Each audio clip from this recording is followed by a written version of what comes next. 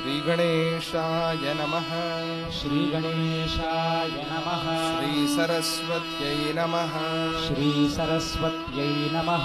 श्रीपादवल्लभ श्रीपादवल्लभ नरसिंह सरस्वती नरसिंह सरस्वती श्रीगुरुदत्तात्रेयाय नमः।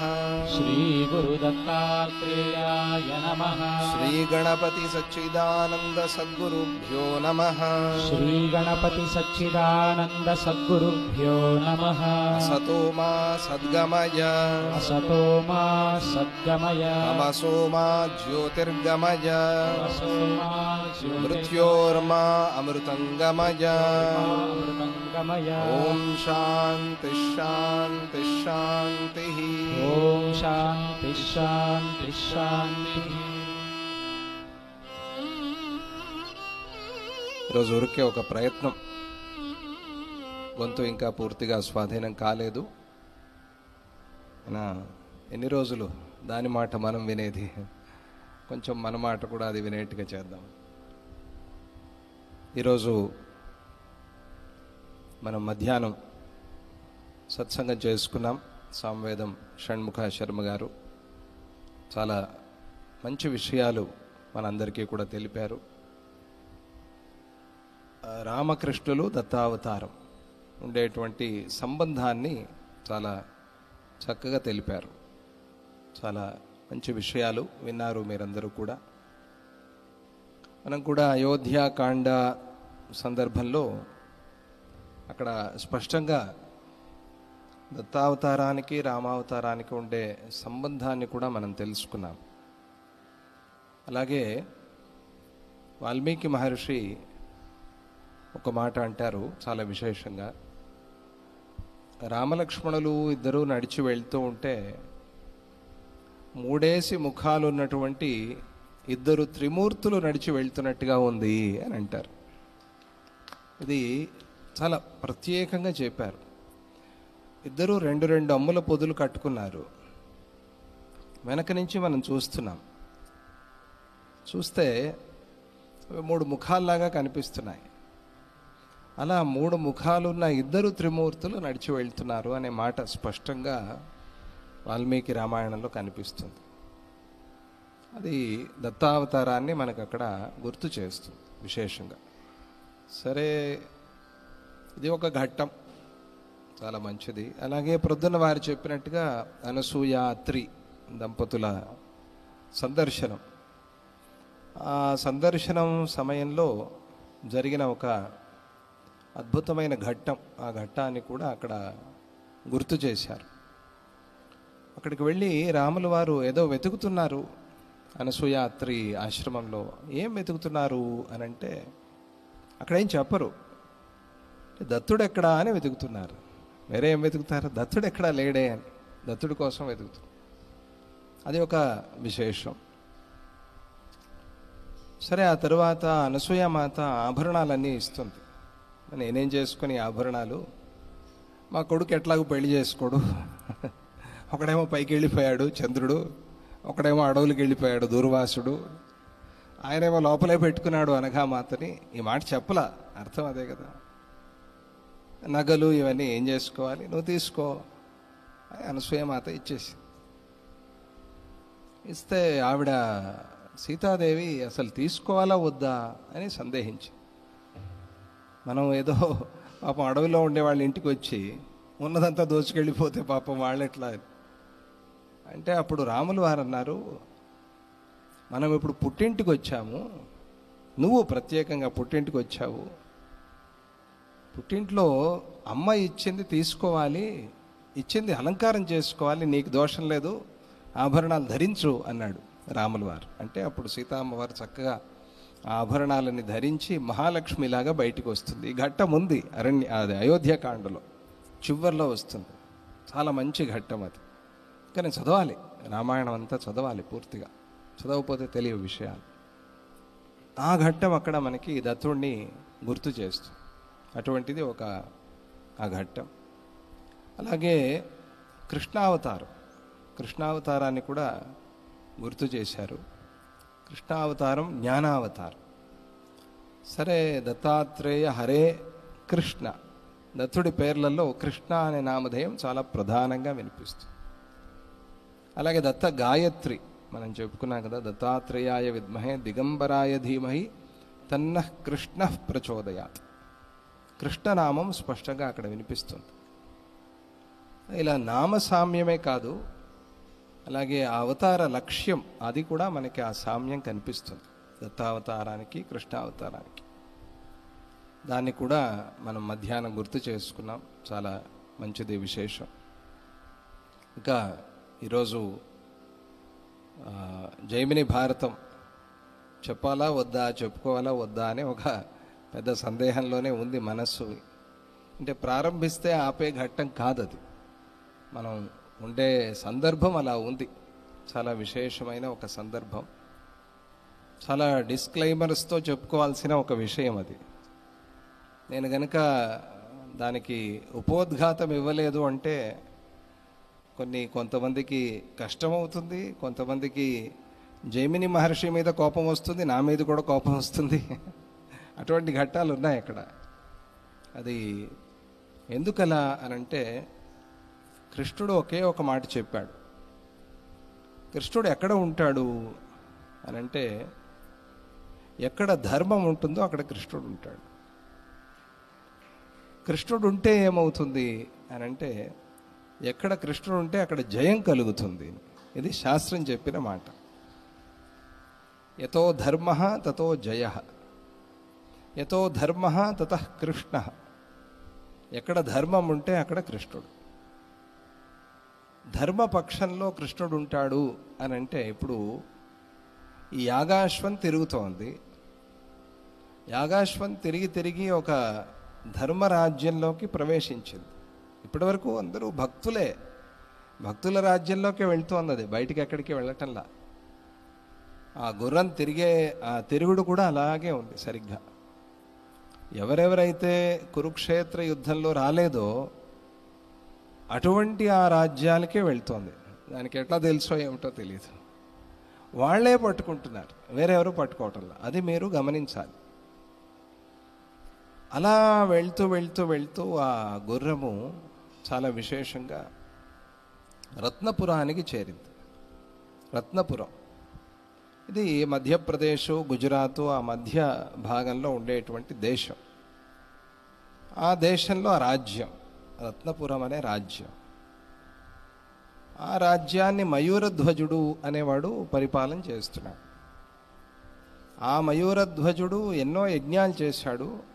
వాటిలో 7 అశ్వమేధ యాగాలు కూడా చేశాడు. 8వ అశ్వమేధ యాగానికి తాను కూడా ఒక గుర్రం విడిచిపెట్టాడు. అశ్వమేధ యాగాశ్వాన్ని విడిచిపెట్టాడు. ఆ గుర్రం ఇప్పుడు తిరుగుతోంది. ఈ యుధిష్ఠిరుడు విడిచిపెట్టిన గుర్రము, ఆ మయూరధ్వజుడు విడిచిపెట్టిన గుర్రము రెండు పరస్పరం కలిశాయి. కలిశాయంటే ఊరికేమైనా ఫ్రెండ్స్ అవేమైనా, రెండు యుద్ధం మొదలుపెట్టాయి. అవి రెండిటికి ఏమైందో తెలియదు. అక్కడ ఆ సందర్భంలో ఆ మయూరధ్వజుడి కొడుకు తామ్రధ్వజుడు, ఆయన మంత్రి బహుళధ్వజుడు, వీళ్ళిద్దరూ వచ్చారు. అక్కడ వరకు మనం చెప్పుకున్నాం. అక్కడ ఈ తామ్రధ్వజుడు అర్ధచంద్రాకారంలో యుద్ధ వ్యూహాన్ని పన్ని వస్తూ ఉన్నాడు. అప్పుడు కృష్ణుడు ఏం చేశాడు? కృష్ణుడు గరుడ వ్యూహాన్ని పన్ని వస్తున్నాడు. అక్కడ వరకు మనం చెప్పుకున్నాం. కృష్ణుడు ఇటువైపు నుంచి గరుడ వ్యూహం, ఇటువైపు నుంచి అర్ధచంద్రాకార వ్యూహం, రెండు వస్తున్నాయి. ఏమవుతుంది అనేది మనం ఇప్పుడు చెప్పుకోవాలి. ఇప్పటి వరకు కృష్ణుడు రాలా యుద్ధానికి. ఇప్పుడు కృష్ణుడు దిగాడు, కృష్ణుడు ఉన్నాడు. మరి కృష్ణుడు ఉన్నప్పుడు ఏం జరుగుతుంది? కృష్ణుడు ఎక్కడుంటాడు? ముందే చెప్పుకున్నాం కదా, కృష్ణుడు ఎక్కడుంటాడు? ఎక్కడ ధర్మం ఉంటే అక్కడ కృష్ణుడు ఉంటాడు. మరి ఈ మయూరధ్వజుడు ధర్మం, ఇటువైపు ఈ అర్జునుడు ధర్మం. ఈయన ఎక్కడ ఉండాలి ఇప్పుడు? మయూరధ్వజుడితో ఉండాలా, అర్జునుడితో ఉండాలా? ఎవరితో ఉండాలి? మధ్యవర్తిగా ఉంటాను అంటే వీలు కాదు. మధ్యవర్తిగా ఉంటే యుద్ధమే లేదు కదా. మధ్యవర్తిగా ఉండటానికి వీలు లేదు. ఆయన కురుక్షేత్ర యుద్ధంలో కూడా మధ్యవర్తిగా లేడు. ఆయన మధ్యస్థంగా లేడు. ఒక పక్షంలో చేరాడు, పాండవుల పక్షంలో చేరాడు కృష్ణ పరమాత్మ. ఆ పక్షంలోనే ఉన్నాడు. ఉదాసీనంగా వెళ్ళిపోయాడు బలరాముడు. ఆయన లేడు, యుద్ధంలో లేడు. మరి ఇలా ఏ పక్షంలో చేరాలి? అర్జునుడు, ఇలా కృష్ణుడు అంటే అర్జునుడి పక్షంలోనే ఉన్నాడు. అర్జునుడి పక్షంలోనే యుద్ధం చేస్తాడు. మరి యుద్ధం చేస్తే మయూరధ్వజుడు, వాళ్ళ కొడుకు తామ్రధ్వజుడు, వీళ్ళు ఓడిపోవాలా గెలవాలా? ఇది ప్రశ్న. అంటే ఏమో మరి కథ మీరే చెప్పండి అని మీరు అడుగుతారు కదా. ఆ కథ చెప్పుకోవాలి అంటే ఈ కథ ముందుకు జరగాలంటే కృష్ణుడు ఓడిపోవాలి. కృష్ణుడు ఓడిపోవటం ఎంతమందికి ఇష్టం? ఎవరికీ ఇష్టం లేదు. కృష్ణుడు ఓడిపోవటాన్ని మనం ఊహించగలమా? ఎందుకు ఓడిపోయాడు? ఎలా ఓడిపోయాడు? ఇది ప్రశ్న కదా. ఈ ప్రశ్నకి సమాధానం ఈరోజు మనం చెప్పుకోవాలి అంటే ముందు అసలు మనం కృష్ణుడినే ప్రార్థన చేసుకుని ఆ తరువాత ఆ కథలోకి ప్రవేశిద్దాం. ఎందుకంటే అది కథే కొంచెం అట్లా ఉంది కాబట్టి ఎందుకు అలా అనేది తెలుసుకోవటం కోసం ముందు ఏదైనా ఒక భజన పాడతారు వీళ్ళు. ఆ భజన విని తర్వాత మనం ఈ కథలోకి ప్రవేశిద్దాం. అచ్యుతం కేశవం రామనారాయణం శ్రీధరం మాధవం రామనారాయణం. అచ్యుతం శ్రీధరం మాధవం రామనారాయణం. కేశవం మాధవం రామనారాయణం. కేశవం మాధవం రామనారాయణం. రామనారాయణం రామనారాయణం. రామనారాయణం రామనారాయణం. అచ్యుతం కేశవం రామనారాయణం శ్రీధరం మాధవం రామనారాయణం. అచ్యుతం కేశవం రామనారాయణం శ్రీధరం మాధవం రామనారాయణం. గోవిందానందన గోపాలనందన గోవిందానందన గోపాలనందన నందన వినుత గోపాల గోవింద. నందన వినుత గోపాల గోవింద. అచ్యుతం కేశవం రామనారాయణం శ్రీధరం మాధవం రామనారాయణం. అచ్యుతం కేశవం రామనారాయణం శ్రీధరం మాధవం రామనారాయణం. ఆదినారాయణం లక్ష్మీనారాయణం. ఆదినారాయణం లక్ష్మీనారాయణం. సత్యనారాయణం నరనారాయణం. సత్యనారాయణం నరనారాయణం. రామ రామ గోపాల రామనారాయణం. రామ రామ గోపాల రామనారాయణం. రామ రామ గోపాల రామనారాయణం. రామ రామ గోపాల రామనారాయణం. రామనారాయణం రామనారాయణం. రామనారాయణం రామనారాయణం. అచ్యుతం కేశవం రామనారాయణం శ్రీధరం మాధవం రామనారాయణం. అచ్యుతం కేశవం రామనారాయణం శ్రీధరం మాధవం రామనారాయణం. శ్రీధరం మాధవం రామనారాయణం. శ్రీధరం మాధవం రామనారాయణం.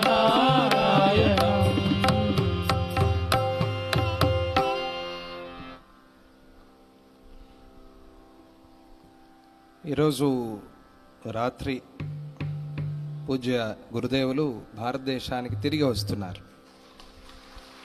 అమెరికా యాత్ర పూర్తి చేసుకుని, అంటే ఇప్పుడు విమానంలో ఉన్నారు, ప్రయాణం చేస్తూ ఉన్నారు.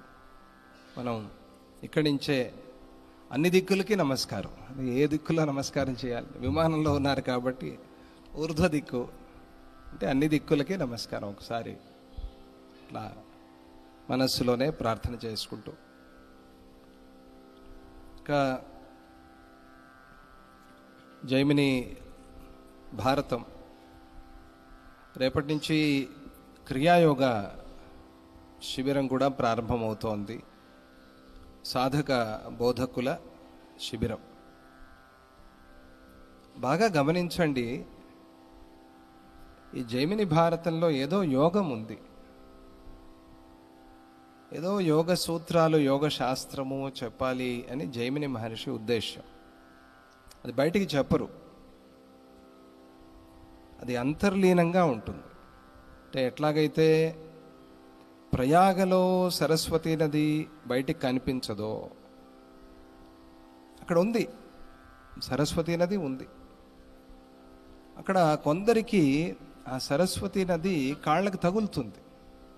కొందరికి, నేను స్నానానికి వెళ్ళినప్పుడు, ఇప్పుడు కాదు, మొదటిసారి 93, 94లో, ఇంకా కొంచెం చిన్న వయస్సు, అడిగా అలాగే వెళ్తూ ఉంటే ఒక పురోహితులు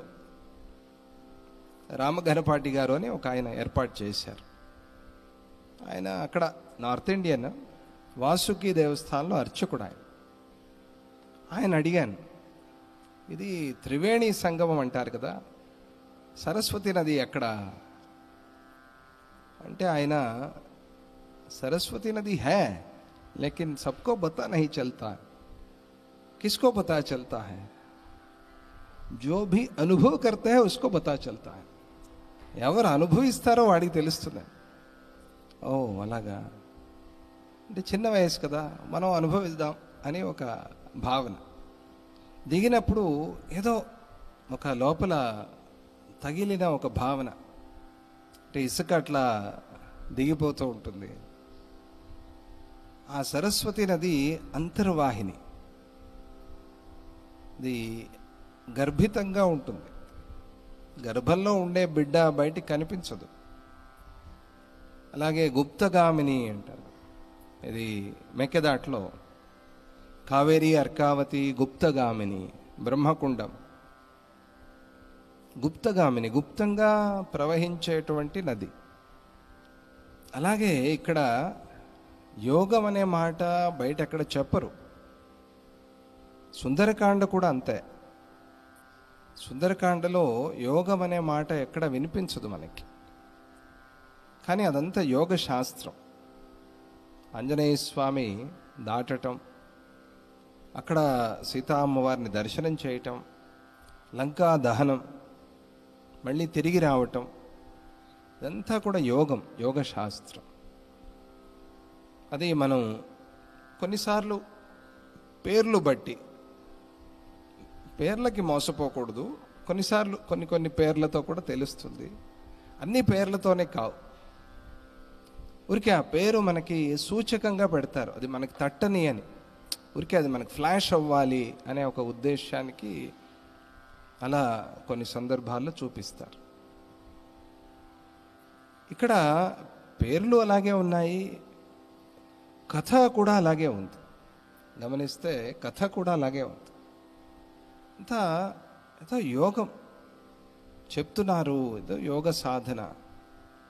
మరి ఈ చక్రధ్యాన విషయంలో యోగం చెప్తున్నారా, లేకపోతే ప్రాణశక్తి విషయంలో యోగం చెప్తున్నారా, లేకపోతే ఇడా పింగళ నాడి మధ్యలో సుషుమ్న నాడి దానికి సంబంధించినట్టుగా ఏమైనా యోగం చెప్తున్నారా, లేదా కేవలం కుండలిని శక్తి గురించి మాట్లాడుతున్నారా అని ఇవన్నీ పరిశీలన చేసి మనం బాగా అర్థం చేసుకోవాలి. ఎందుకంటే అన్నీ కలిపి ఆయన జైమిని మహర్షి చెప్తున్నారు అని నాకు గత ఒక 2-3 రోజుల నుంచి అనిపిస్తుంది. ముందు అనిపించలా, అనిపిస్తుంది. ఎందుకంటే అక్కడి వరకు కృష్ణుడు రాలా, పిలిస్తే వచ్చాడు, మళ్ళీ వెళ్ళిపోయాడు. మళ్ళీ ఇప్పుడు కృష్ణుడు ఏమంటున్నాడు, నేను నీతోనే ఉంటాను, నువ్వు ఒక్కడవే గెలవలేవు అంటున్నాడు.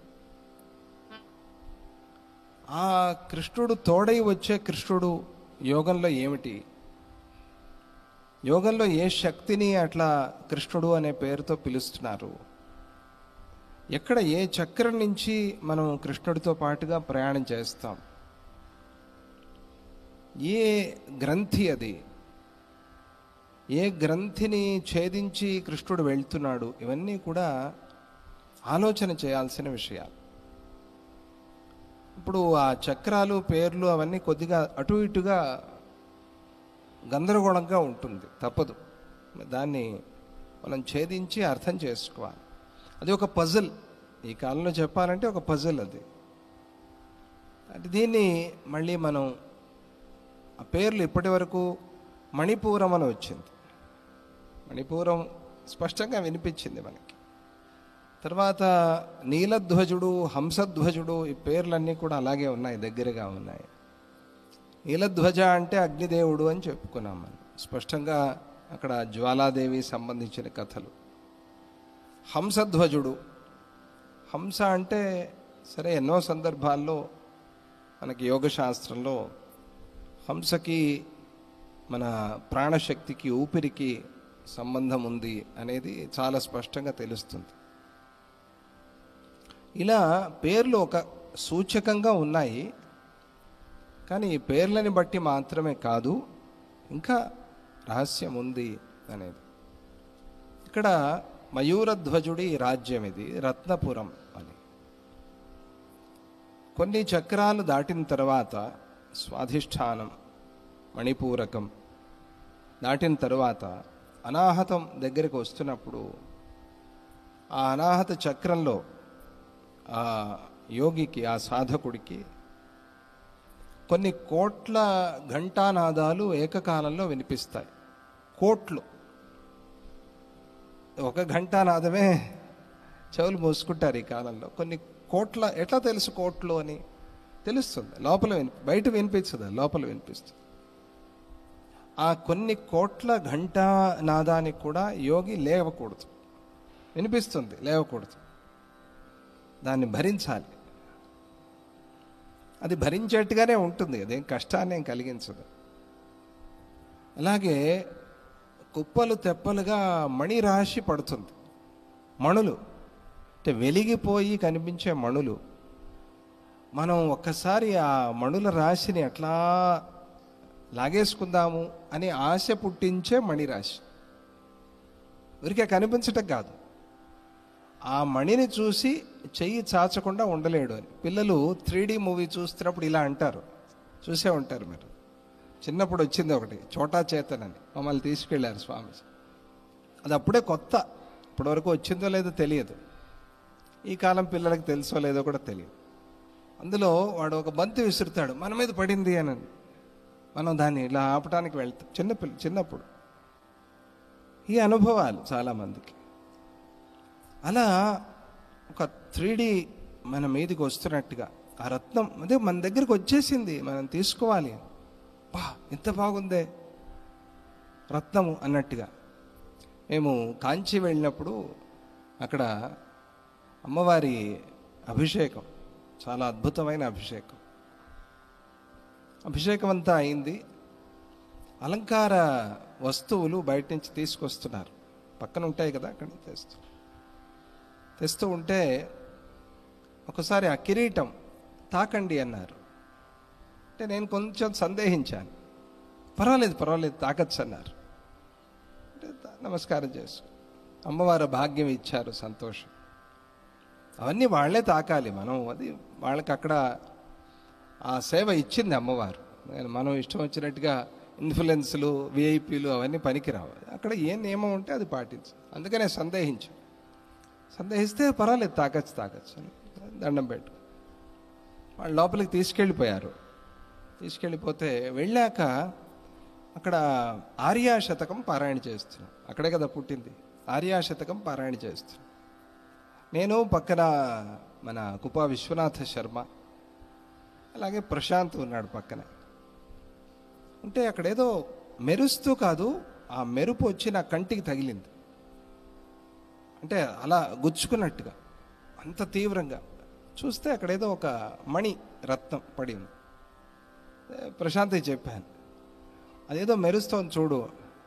తీశాడు, అది రత్నమే, అది రత్నం వజ్రమే. అది కళ్ళ కద్దుకుని లోపల పెట్టద్దు, అది వాళ్ళని అడుగు, ఇప్పుడే కిరీటం తెచ్చిచ్చారు కదా, ప్రసాదం అనుకున్నాడు. ప్రసాదం కాదు నాయన, అది వాళ్ళని అడుగు అంటే వాళ్ళని పిలిచి చూడండి ఇది పడిపోయిందంటే వాళ్ళు అవునవును ఇది అమ్మవారి కిరీటంది. అమ్మవారి కిరీటమో వేరే నగనో లేకపోతే ఎట్లా పడిందో వాళ్ళు తీసుకుని జాగ్రత్తగా తీసి పెడతాం. అది తగలకుండా మానలేదు, అది తగిలింది. మనం అది ఎక్కడ చేరాలో అక్కడికి చేర్చాలి. అది మనం ఆశపడి పెట్టుకునేది కాదు, వాళ్ళు చూడలేదు కదా, అడగలేదు కదా అని. చాలా తప్పు కదా, పొరపాటు అది. అలా ఇక్కడ మనకి ఒక ఆశ పుట్టించేలాగా మణిరాశి కనిపిస్తుంది, యోగ సాధన చేసేటప్పుడు కనిపిస్తుంది. తీసుకోకూడదంటే ఎందుకు కనిపించాలి అని మీరు ప్రశ్న వేయచ్చు. తీసుకోకూడదంటే ఎందుకు కనిపించాలి అంటే, నీకు తీసుకునే అర్హత వచ్చినప్పుడు అమ్మవారి ఇస్తుంది కాబట్టి దాని మీద ఆశపడకూడదు. ఎప్పుడు నీకు అర్హత వచ్చినట్టు, ఎప్పుడు నీకు దొరికిన దాన్ని పంచుదామని అనిపిస్తుందో అప్పుడు నీకు అర్హత వచ్చినట్టు. దొరికిన దాన్ని పెట్టుకుందామనిపిస్తే నీకు ఇంకా అర్హత రాలేదు అని అర్థం. అప్పుడు అమ్మవారే ఇస్తుంది ఆ సమయం. అది అక్కడ ఆ యోగికి ఒక పరీక్ష. అక్కడే ఆగిపోకూడదు కదా. అక్కడ ఆగిపోతే ఏదో కొద్ది సంపద ఏదో వస్తుంది, చేశాడుగా యోగం సాధన చేశాడు కాబట్టి రాక ఏం మానదు, వస్తుంది. కానీ ఎంత రావాలో అంత రాదు. ఏదో వచ్చిందిలేండి అన్నట్టు, ఏదో సర్దుకోవాలి, కాంప్రమైజ్ అంతే అది. కానీ అది పూర్తి కాదు, కాంప్లిమెంట్ పూర్తి కాదు అది. అందువల్ల అక్కడ ఆ మణిపూరం, ఆ తరువాత అనాహతం, ఆ అనాహతం దగ్గర ఆ యోగ సాధనలో అట్లా వెళ్తున్నప్పుడు మరి క్రియాయోగ వాళ్ళు వచ్చారనో వస్తున్నారనో, మరి చక్రధరు అందరూ వచ్చారు, ఇక్కడ వస్తున్నారు. ఇది వాళ్ళకి చెప్పాలి, రేపు ఏదో ఉంది రహస్యం, ఆ రహస్యం వాళ్ళు చూసుకోవాలి, గమనించుకొని ఆ కథని పరిశీలన చేసుకోవాలి. అప్పుడు అందులో ఉండే రహస్యం, తత్వం అంతా కూడా అర్థమవుతుంది. ఇది చాలా అలా ఉంది. సరే, ఇక కథలోకి ప్రవేశించాలా వద్దా ఇంకా సంశయమే, నాకు ఇంకా సందేహంగానే ఉంది, తెలియదు. మొత్తానికైతే ఇది యోగం అందులో ఉన్నది అనేది మాత్రం జైమిని మహర్షి చెప్పలేదు. కానీ ఆయన మహాకర్మయోగి. జైమిని మహర్షి అంటే కర్మ సిద్ధాంతాన్ని అలా ఒక దృఢీకరించిన ఒక మహర్షి జైమిని మహర్షి. ఆయన తపస్సుతో ఆ కృష్ణుడి కథని అట్లా మనకి వర్ణించి చెప్పారు. దాన్ని మనం చెప్పుకుంటూ ఉన్నాం, జైమిని భారతం. నారాయణం నమస్కృత్య నరం చైవ నరోత్తమం దేవీం సరస్వతీం వ్యాసం తతో జయముదీరయేత్. ఓం నమో జైమినయే. తామ్రధ్వజుడు యుద్ధమే మొదలుపెట్టాడు. యుద్ధం ప్రారంభం అయిపోయింది. గరుడ వ్యూహానికి అర్ధచంద్రాకార వ్యూహానికి భీకరమైన యుద్ధమే ఉంటుంది. కథ అంతా యుద్ధమే. అది వాళ్ళు వీళ్ళతో కాదు, నేరుగా కృష్ణుడితోనే యుద్ధం. తామ్రధ్వజుడు యుద్ధం మొదలుపెట్టాడు. తామ్రధ్వజుడికి ఎదురుగా ఉండేది ఎవరు అనంటే, ముక్కు స్థానంలో ఇద్దరిని పెట్టాడు, గుర్తుందో లేదో, బభ్రువాహనుడు, వృషకేతు. వాళ్లతో యుద్ధం. వాళ్ళని కూడా ఛేదించుకుని, వాళ్ళని కూడా దాటి, వాళ్ళకి ఎవరికి తెలియకుండా కృష్ణుడున్నాడు, వీళ్ళందరినీ దాటి తామ్రధ్వజుడు నేరుగా అర్జునుడి దగ్గరికే వెళ్తున్నాడు. అర్జునుడు వదిలే బాణాలు తట్టుకుంటూ అర్జునుడు అసలు ఎక్కడున్నాడో వెతుకుతూ హృదయస్థానంలో ఉండే అర్జునుడి దగ్గరికే వెళ్తున్నాడు. ఎవరు? తామ్రధ్వజుడు. ఇది చాలా ఆశ్చర్యం. ముందు అసలు బభ్రువాహనుని తట్టుకోవాలి, వృషకేతువుని తట్టుకోవాలి, తర్వాత కృష్ణుడి దాటాలి, దాటి అర్జునుడి దగ్గరికి వెళ్ళాలి. అయినా వెళ్ళాడు. భీకరమైన యుద్ధం వెళ్ళాడు. అలా వెళ్తున్న వాడిని అనిరుద్ధుడు మధ్యలో అడ్డుకున్నాడు. అనిరుద్ధుడు అంటే ఎవరు? ప్రద్యుమ్నుడి కొడుకు. ప్రద్యుమ్నుడు ఎవరు అని అంటే మన్మథుడి అంశ అని శాస్త్రం చెబుతుంది. మన్మథుడు తెలుసు కదా. మన్మథుడు శ్రీకృష్ణ పరమాత్మకి ప్రద్యుమ్నుడి రూపంలో పుట్టాడు అని. ఆ ప్రద్యుమ్న పుత్రుడు అనిరుద్ధుడు రాగానే ఆ అనిరుద్ధుడిని చూసి ఆ తామ్రధ్వజుడు, ఒరే నువ్వెంతరా, మీ నాన్న ఎంత, పూల బాణాలు పట్టుకుని తిరిగేవాడు, అన్న మాటలు, పూల బాణాలు పట్టుకుని తిరిగేవాడు, ఆయన దగ్గర నువ్వు విలువిద్య నేర్చుకున్నావు, నువ్వు నాతో యుద్ధం చేస్తావా అని ఆ అనిరుద్ధుడిని నానా మాటలు అని రెచ్చగొట్టి ఆ ప్రద్యుమ్నుడిని కూడా నిందిస్తూ, ప్రద్యుమ్నుడికి చాలా కథ జరిగిందిగా ఇదివరకు ఉషా సందర్భంలో, దాన్ని కూడా గుర్తు చేసి నిందిస్తూ తిట్టేసరికి అనిరుద్ధుడు చాలా విజృంభించాడు. విజృంభించినప్పుడు కొన్ని తీవ్రమైన బాణాలు ప్రయోగం చేశాడు. అప్పుడు తామ్రధ్వజుడు కొంచెం గట్టిగానే ఇబ్బంది పడ్డాడు, దెబ్బలు బాగానే తగిలాయి. అప్పుడు తామ్రధ్వజుడు రక్తం కారుతూ ఉన్నా కూడా లెక్క చేయకుండా అనిరుద్ధుడిని తేరుకోకుండా చేసి ముందుకు వెళ్ళాడు. ఇప్పుడు ఆ అనిరుద్ధుడు విరథుడయ్యాడు. అనిరుద్ధుడు ఇంకొక రథాన్ని ఎక్కితే దాన్ని కూడా తామ్రధ్వజుడు ముక్కలు చేశాడు. ఈ లెక్కలన్నీ కూడా ఎందుకు చెప్తున్నారు అనేది ఇలా చెప్పాలి. చెప్పకపోతే ఆ కథ అలా సాగదు మనకి. అందుకోసం ఆ లెక్క. ఇంకొక రథాన్ని ఎక్కాడు. తరువాత వాళ్ళిద్దరూ కాసేపు భూమి మీదే యుద్ధం చేశారు. రథం విడిచి భూమి మీద యుద్ధం చేశారు. అనిరుద్ధుడు ఆ తామ్రధ్వజుడి పరాక్రమాన్ని సహించలేక మూర్ఛపోయాడు. ప్రద్యుమ్నుడు ఉరికే ఉంటాడా? కొడుకుని మూర్ఛపోగొడితే ప్రద్యుమ్నుడు వచ్చాడు యుద్ధానికి. కానీ తామ్రధ్వజుడి ముందు నిలవలేక ఆ ప్రద్యుమ్నుడు కూడా మూర్ఛపోయాడు. సరే, అంతవరకు బాగానే ఉంది. అనిరుద్ధుడు ప్రద్యుమ్నుడు 2 వికెట్లు డౌన్ అయ్యాయి అని ప్రస్తుతానికి అనుకుందాం. ఏది? తామ్రధ్వజుడితో యుద్ధం చేయలే, ఆ పరిస్థితి ఉంది. అప్పుడు ఆ తామ్రధ్వజుడు నవ్వుతూ, ప్రద్యుమ్నుడు కృష్ణుడి పుత్రుడు కదా, ఈ ప్రద్యుమ్నుడిని అనిరుద్ధుడినే ఎందుకు నేను టార్గెట్ చేశాను, వీళ్ళనే ఎందుకు గురిపెట్టి కొట్టాను అని అంటే దానికి సమాధానం చెప్తాడు. కృష్ణపుత్రుడు కదా, మనవుణ్ణి కొట్టినప్పుడు ఎలాగూ రాలేదు, కనీసం కొడుకుని కొట్టినప్పుడైనా వస్తాడేమో కృష్ణుడు అనుకుంటే ఇప్పుడు కూడా రావేమయ్యా అంటాడు. అంటే కృష్ణుడి కోసం, కృష్ణుడిని రెచ్చగొట్టి ఎలాగైనా రప్పించుకోవాలి అని ఒక సంకల్పం చేశాడు. ఎవరు? తామ్రధ్వజుడు. ఇంత చేసినా రావేమిటి అని కృష్ణుడిని కొంచెం గేలి చేస్తూ, కొడుకు పడిపోయినా కూడా నీకు లెక్కలేదా, మనోడు పడిపోయినా కూడా లెక్కలేదా నీకు అని కృష్ణుడిని కొంచెం అంటూ, నా ఎదురుగా రమ్మని అరుస్తూ ఉన్నా కూడా నువ్వు పట్టించుకోలేదే అంటాడు. అంటే పిలుస్తున్నాడు, కృష్ణుడు రావాలి, కృష్ణుడు ముందొచ్చి కనిపించాలి అని ప్రార్థిస్తున్నాడు. ఇది యుద్ధ రూపమైన పూజ. మనం ముందే చెప్పుకున్నాం కదా, యుద్ధ క్షాత్రధర్మంలో పూజ, అర్చన. వీళ్ళు ఇలాగే చేస్తున్నారు. ఇది ఎటువంటి అర్చన? ఇది చాలా వింత, విచిత్ర. అప్పుడు ఆయాతు యాతు గోవింద కార్యే జాతంతు మామకం. కృష్ణుడు వచ్చినా రాకపోయినా ఇప్పుడు 2 సిద్ధించాయి నాకు. కృష్ణ నామాన్ని జపించటం వల్ల 2 సిద్ధులయ్యాయి. ఒకటి, కృష్ణ గోవింద రావేమయ్యా ఏహి శ్రీనివాస అని పిలిస్తే కృష్ణుడు వచ్చాడు అంటే కార్యసిద్ధి. కృష్ణుణ్ణి స్మరిస్తూ నేను కొట్టింది ఎవరు? సామాన్యులు కాదు కదా, ప్రద్యుమ్నుడు అనిరుద్ధుడు. వీళ్ళేమి చిన్నపిల్లలు కాదు, చాలా పెద్ద పరాక్రమవంతులు.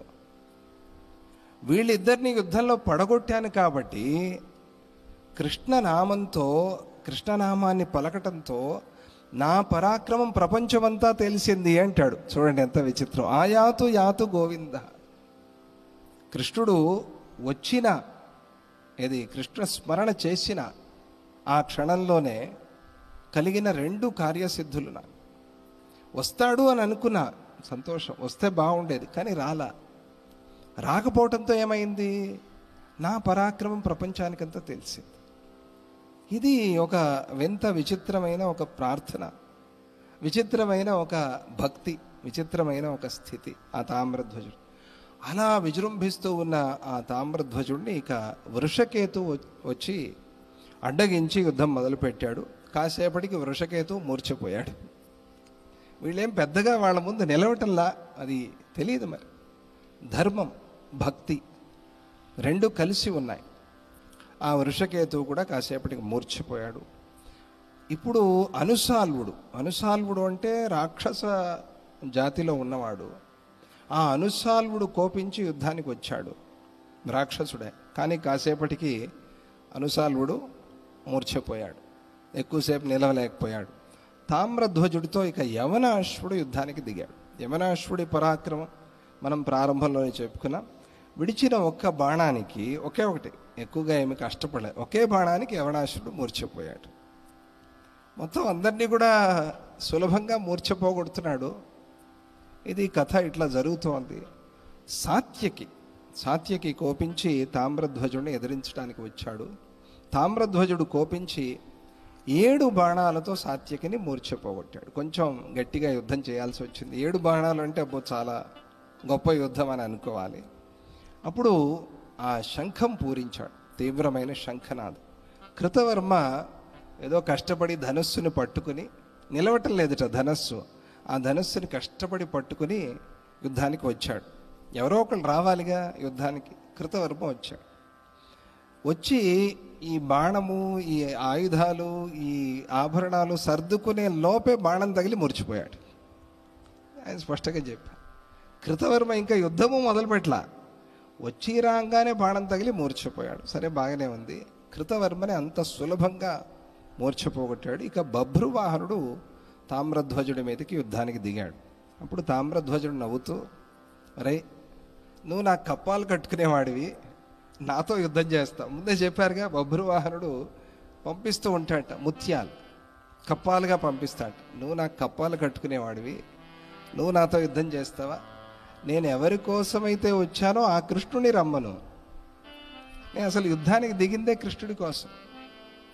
ఆ గుర్రం మీద పలక చదివింది, ఇది యుధిష్ఠిరుడి గుర్రము, దీనికి కాపులాగా అర్జునుడు వచ్చాడు, ఇది చదివి కదా యుద్ధానికి దిగా.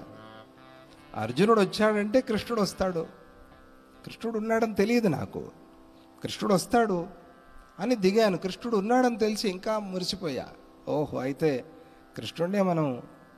కృష్ణుడిని అర్జునుడిని కలిపి నేను రాజ్యానికి తీసుకువెళ్తా, అందుకనే ఆ కృష్ణుడినే రమ్మను అని బభ్రువాహనుడితో అంటూ 5 బాణాలు సూటిగా నాపై విడిచి చూడు అని ఒక శపథం చేస్తే, ఇప్పటికిప్పుడే నువ్వు కట్టే ముత్యాల పన్నంతా కూడా నీకు మళ్ళీ తిరిగి ఇచ్చేస్తా అని ఒక శపథం చేస్తే బభ్రువాహనుడికి రోషం వచ్చి 5 బాణాలు వేశాడు. కానీ వింతగా ఒక్క బాణము కూడా తామ్రధ్వజుడికి తగల్లా. బభ్రువాహనుడు ఆశ్చర్యపడి, ఇప్పుడే కదా అర్జునుడిని ఓడించాను, మొన్న అయింది కదా, ఒక 5 రోజుల క్రితమే యుద్ధం అయింది, ఈలోగా ఏమైపోయింది నా గురి తెలియదు. మరి కృష్ణ పరమాత్మ ఏం ఆడుతున్నాడో తెలియదు. అలాగే ఉంటుంది పరిస్థితి. నిన్న బాగున్నాం, ఈరోజు బాగలేదు, ఈరోజు బాగున్నాం, రేపు బాగలేదు, రేపు బాగలేదు, ఎల్లుండి బాగున్నాం. విచిత్రం, ఏమిటిది తెలియదు. అందుకనే అంతా మన చేతిలో ఉంటుంది అని అనుకోవటం ఒక భ్రమ. ఆ భ్రమలో ఉండకూడదు. బభ్రువాహనుడు అటువంటి భ్రమలో ఉన్నాడు. ఉంటుంది అది కాన్ఫిడెన్స్ ఓకే, కానీ ఓవర్ కాన్ఫిడెన్స్ అయిపోతే బభ్రువాహనుడికి ఓవర్ కాన్ఫిడెన్స్ అయిపోయింది. ఓవర్ కాన్ఫిడెన్స్తో ఎంత స్విమ్మర్ అయినా కూడా పెద్ద సునామీ అలలు వస్తూ ఉంటే నేను ఈతాను అని దూకితే బతకడానికి అవుతుందా? ఆలోచించుకోవాలి కదా. వివేకం అనేది చాలా అవసరం. బభ్రువాహనుడికి విపరీతమైన అది విశ్వాసం, ఆత్మవిశ్వాసం, విపరీతమైన ఆత్మవిశ్వాసం. దాంతో మోసపోయాడు అని చెప్తారు. రథాన్ని ముక్కలు చేసేసాడు బభ్రువాహనుడి. తర్వాత బభ్రువాహనుడు నేలపై పడగొట్టి తన మాట నిలుపుకున్నాడు.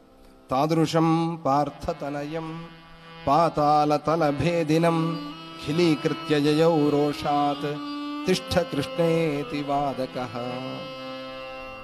అలా అర్జునుడి కొడుకుని పడగొట్టాడు. ఇప్పుడు బభ్రువాహనుడు పడిపోయాడు. పడగొట్టి ముందుకు వెళ్తూ ఉన్నాడు. ఏమంటున్నాడు? కృష్ణ కృష్ణ కృష్ణ కృష్ణ కృష్ణ. ఇదే నామం, ఇదే స్మరణ. ఈ స్మరణ తిష్ఠ కృష్ణేతి వాదకః. ఇది తప్ప వేరే మాట లేదు, వేరే ఆలోచన లేదు. కృష్ణ కృష్ణ కృష్ణ అంటున్నాడు, యుద్ధం చేస్తున్నాడు. అంటే కృష్ణుడి కోసం వెతుకుతున్నాడు. వింత మీరు గమనించాల్సింది, గుర్తుంచుకోవాల్సింది, కృష్ణుడు ఎక్కడున్నాడు? ఎక్కడున్నాడు?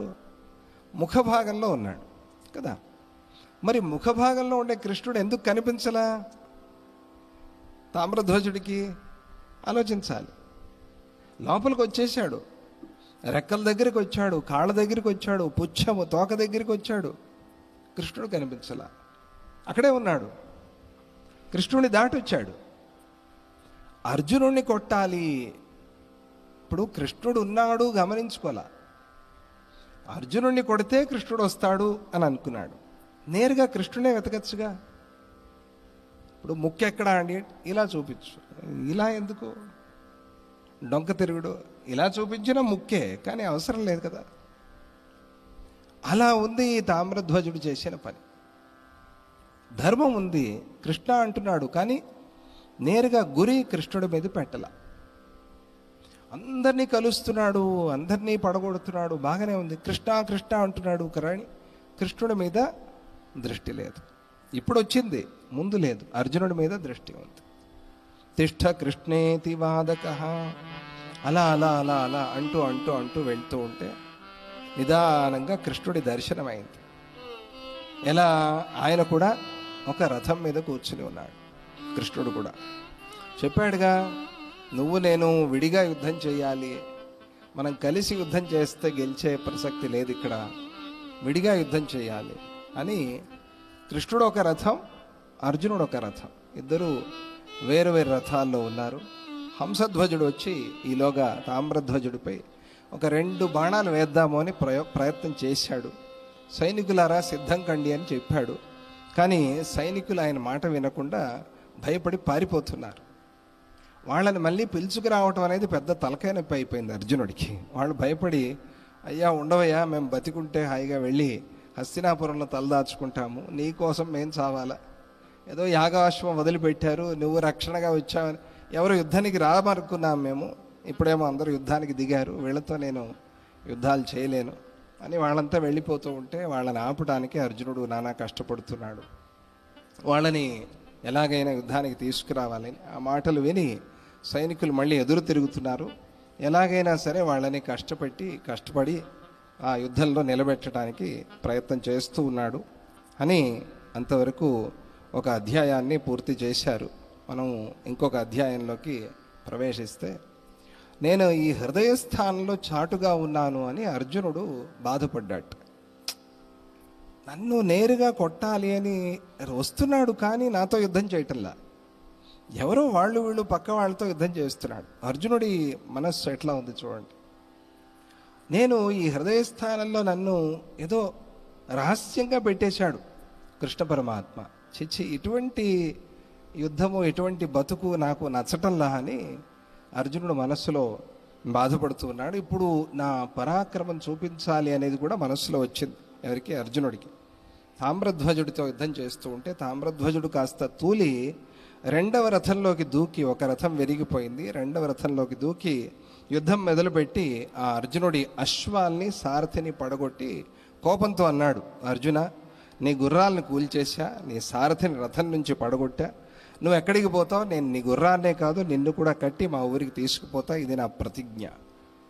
అర్జునుడిని కట్టి రాజ్యానికి తీసుకుపోతా, అప్పుడు నీ వెంట కృష్ణుడు కూడా వస్తాడు కదా. అది ఆ తామ్రధ్వజుడి మనస్సు. తామ్రధ్వజుడు మళ్ళీ మళ్ళీ రథాలు మారుతున్నాడు, మళ్ళీ మళ్ళీ రథాలు విరగొడుతున్నాడు. ఇలా ఎన్ని రథాలు మారాడో చెప్పలేం. అన్ని రథాలు మారాడు ఎవరు? తామ్రధ్వజుడు.